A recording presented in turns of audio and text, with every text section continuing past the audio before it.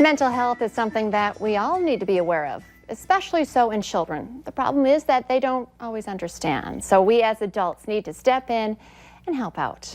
There isn't really a roadmap for these conversations, and they can get a little tricky.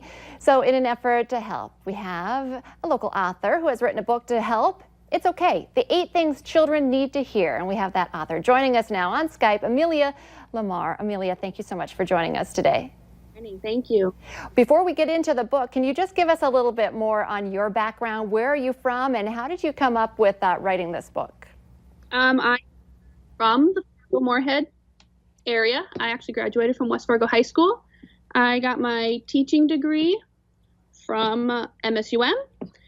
I got the idea for this book from, well, it started out with a mentor I had my first couple years of teaching. He was very real about teaching me about the needs of children. Okay. And then I had a conversation with a past student that I actually talk about in chapter 3, where I had told him that it's okay to let yourself be important. And he broke down crying at my desk, and it really put into perspective for me that all of these children in my class have never been told that it's okay to have these feelings. It's okay to think this way about yourself. Well, I love that.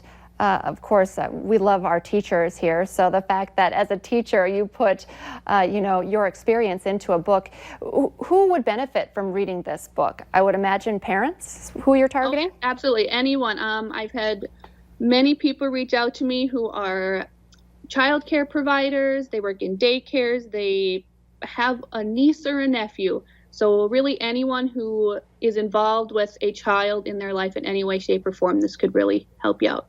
Okay, so did you have a hard time limiting to 8? The title, it's okay, the 8 things children need to hear versus the 3 things or the 800 things, you know? I know, there was a lot of things. So what I did is I tried to take the most important things that kind of put a child's thinking into a new perspective. It turns their gears a little bit and makes them view themselves a little bit differently. So can you give us an example? Obviously, we need to read the book to get the whole 8, but give us an example of a couple to, kind of hook us on, what we need to be talking to our children about. Sure. I'm going to go with the first 3 that I wrote about. And the first one isn't an it's okay statement, but I do think it's one of the most important. And it's just the idea of you are enough. Who you are as a person, what you think about yourself and what you enjoy, that is enough. You don't need to aspire to be like someone else. You don't need to change yourself. So who you are is enough. The second one I wrote about is what I was just talking about, that it's okay to let yourself be important. I think this is probably the most important one, just in my opinion, because it lets kids think that, it lets them view themselves differently in a way that while I need to be kind and respect others and take their needs into consideration, it's okay to let myself do well and let myself be important too. I love that. Can you expand a little bit on, as a parent myself, and I think, parents are always teaching as well, but, a lot of times, during the school years, teachers spend more time almost with kids than, parents do. That's just kind of how it works out. Is there a nice balance between, how parents can help out in these 8 things and how teachers also play such an important role in this? Yeah, actually, when I wrote this book, I tried to be specific in the fact that I wasn't directing it at a targeted audience. Well, I do talk about my experiences in the classroom with children. I have children myself, and so I do mention that a few times in there as well. And so I tried really hard not to target a specific audience and make it versatile and beneficial to anyone who's reading it.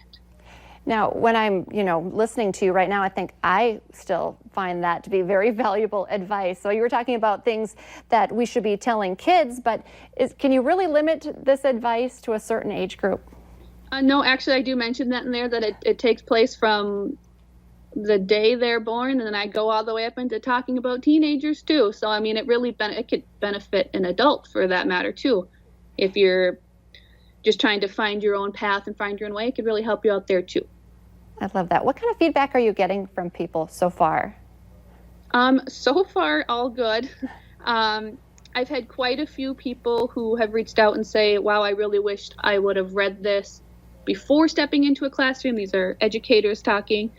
This would be a really great thing to read in a college classroom. And it's been a whirlwind of fantastic so far. Yeah, a whirlwind of fantastic. I love that. How can people find this book? You can find it on Amazon and also through Amazon Kindle. You can search the title or search my name. It'll pop up both ways. Okay, so really parents, because I felt like maybe you were talking to me, but parents, teachers, daycare providers, everyone can really take something from this. Absolutely. I love it. So is this your first book? Can we find anything else? Yes, it's my first published one. I do have a few more in the making. I do have a children's series I'm preparing to launch at the end of this month, as well as a fiction novel I'm hoping to have ready by the end of this year. Oh, I love it. Okay, we'll have to have you back on North Dakota Today when you publish your future books as well. Great conversation today. It's okay. The 8 things children need to hear. Thank you, Amelia, for your time today. We'll be right back here on North Dakota Today. Next, we're going to be visiting with Dr. Hansen, a Sanford Health pediatrician, about keeping your kids healthy this time of year.